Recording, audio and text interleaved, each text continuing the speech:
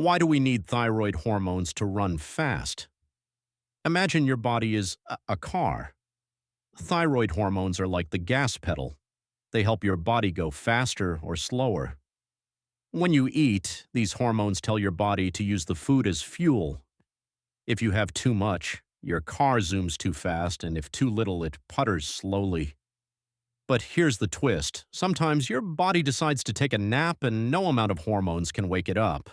So, always keep your car in check. Hit the like button, subscribe, and leave a comment to support us.